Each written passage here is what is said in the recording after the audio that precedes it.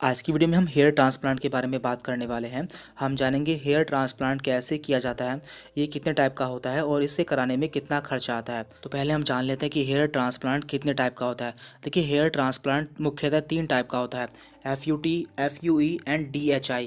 जिसमें से FUT की फुल फॉर्म होती है फॉलिकुलर यूनिट ट्रांसप्लांटेशन, FUE की फुल फॉर्म होती है follicular unit extraction and DHI की फुल फॉर्म होती है डायरेक्ट हेयर इम्प्लांटेशन।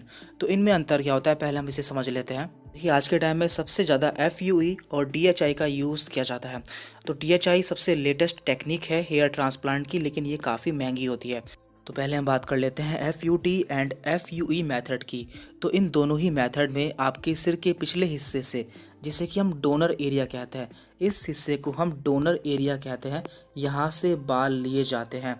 तो इसमें अंतर क्या है, देखिए FUT में क्या करते हैं, FUT में आपके सिर के पिछले हिस्से से इस तरह से पूरी स्ट्रिप को काट लेते हैं, और इसमें FUE में इसमें एक एक फॉलिकल को बाहर निकाला जाता है। तो ये कैसे किया जाता है वो भी हम जान लेते हैं। तो पहले हम बात कर रहे हैं FUT मेथड की। तो इसमें क्या करता है, इसमें हमारे डोनर एरिया से इस तरह से स्ट्रिप को काट लेते हैं, यानी कि जिसमें बहुत सारे बाल होते हैं, थोड़ी सी त्वचा को इस तरह से ले लेते हैं, और जहाँ पर हमारे बाल नहीं होते हैं उस जगह पर उसे इम्प्लांट कर देते हैं, और उसके बाद इस हिस्से को इस तरह से यहाँ पर सिल देते हैं।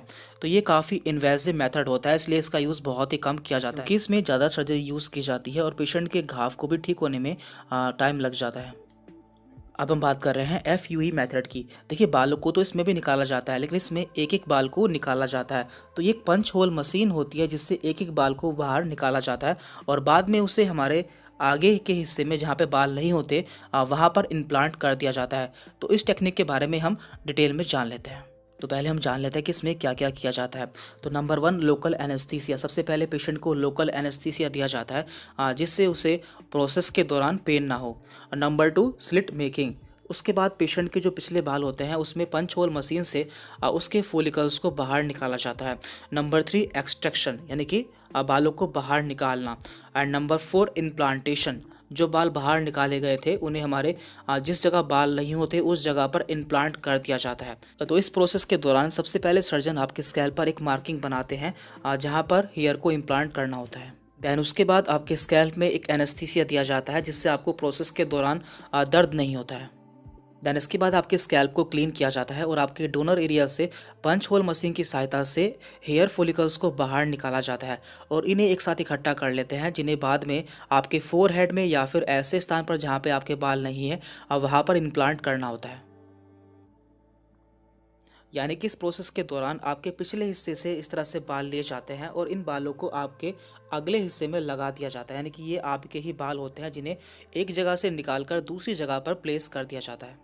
दैन जहाँ पर बाल लगाने होते हैं उस एरिया में भी पंच होल मशीन की सहायता से होल किए जाते हैं, और इस तरह से चिमटे की सहायता से उस जगह पर बालों को इम्प्लांट कर दिया जाता है। जब आपके स्कैल्प पर पूरी तरह से हेयर फॉलिकल्स लगा दिए जाते हैं तो आपको कुछ इस तरह से दिखने को मिलता है, और धीरे धीरे इन लगाए हुए हेयर फॉलिकल्स में ग्रोथ होनी स्टार्ट हो जाती है, और लगभग 6 से 12 महीने में ये पूरी तरह से ग्रो हो जाते हैं।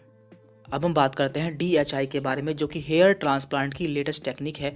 इसमें हम एक इम्प्लांटर का यूज़ करते हैं जो कि कुछ इस तरह का होता है। आपने देखा था कि FUE में क्या करता है, उसमें पहले पिछले हिस्से से हमारे बालों को निकाला जाता है, फिर उन्हें इकट्ठा करते हैं, फिर उन्हें आगे लगाया जाता है। लेकिन इसमें क्या करता है, इसमें हम पीछे से बालों को निकालते हैं और तुरंत उन्हें आगे लगा देते हैं इस मशीन की सहायता से।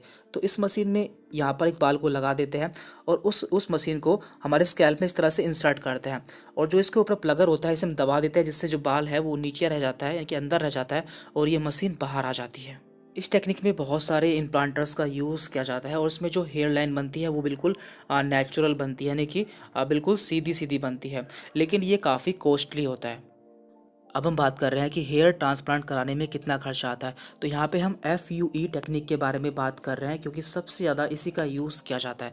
तो यहाँ पे हमने एक एवरेज डाटा लिया है, क्योंकि जो हेयर ट्रांसप्लांट का जो कॉस्ट होती है वो पेशेंट के स्कैल्प के ऊपर डिपेंड करती है कि पेशेंट का स्कैल्प की कंडीशन क्या है और उसे कितने ग्राफ्ट की ज़रूरत होती है, और ये हॉस्पिटल टू हॉस्पिटल भी डिफरेंट हो सकती है। तो देखिए, यहाँ पर हमने बात की है 1000 ग्राफ्ट की। यदि आप 1000 ग्राफ्ट लगवाते हैं तो आपको मिनिमम 25,000 रुपीज़ देने पड़ सकते हैं और मैक्सिमम आपको 30,000 रुपीज़ देने पड़ सकते हैं। और इसी तरह से 1000 से 1500, 1500 से 2000, 2000 से 2500 ग्राफ्ट के मिनिमम और मैक्सिमम कॉस्ट भी यहाँ पे हमने शो की हुई है।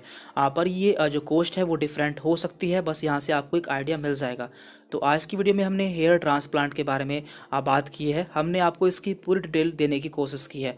इसके बावजूद भी यदि आपको कोई डाउट रहता है तो आप हमसे कमेंट करके पूछ सकते हैं। Thank you very much.